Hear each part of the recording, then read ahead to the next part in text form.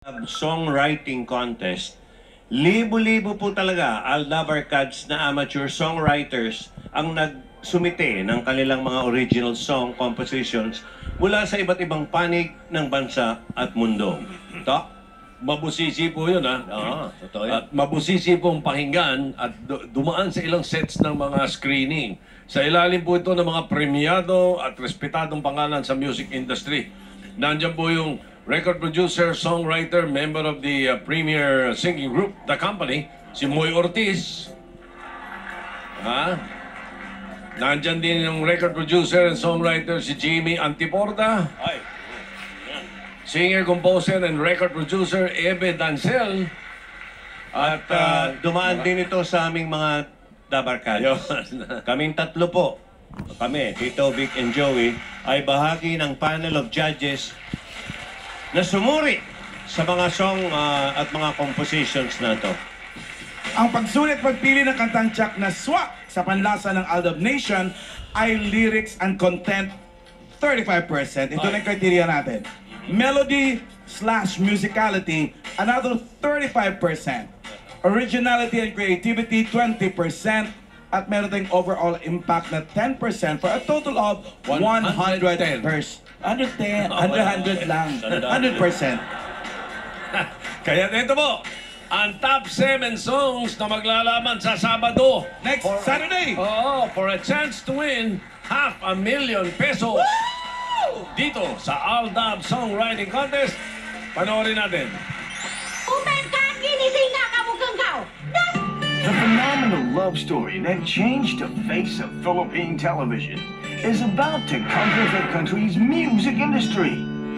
Thousands of Aldab-inspired original song composition entries were submitted. Judged by the biggest names in the Philippine music industry. Record producer, singer, Ebe Dancel. Record producer, musical director, and songwriter, Jimmy Antiporta. Singer and artistic director of The Company, Moy Ortiz. But only 7 will make it to the grand finals. Kailangan batiin natin lahat ng nagpadala. Thank you. Batiin namin kayo, pinapasalamat na namin kayo na kapagkat yung participation pa lang saka yung pagkateo, tapos nagtitising yung creativity ng ating mga Aldab Nation. Ayun, nakakatuwa, parang naiinganyo kami sumulat uli ng dahil sa mga nakita namin mga entries ko.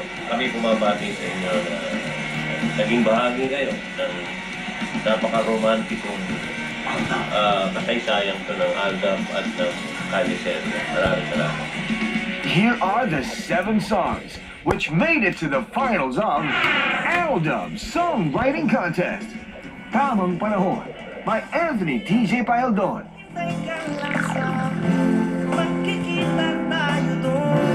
Langit Ko Ikaw by Fernando Enoch.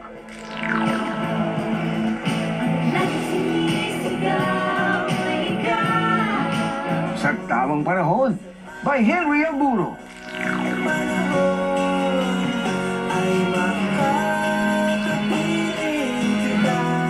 LW by Richie Ramos and Richie Austria. Sana Naman by Nicanor Gatchalian Jr.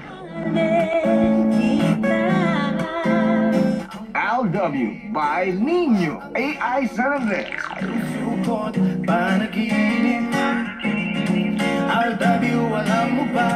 And Tapa by Maria Salvinuevo and Carlos Zabala. Find out which among them will take home ₱500,000 pesos and be the grand winner of Aldab Songwriting Contest.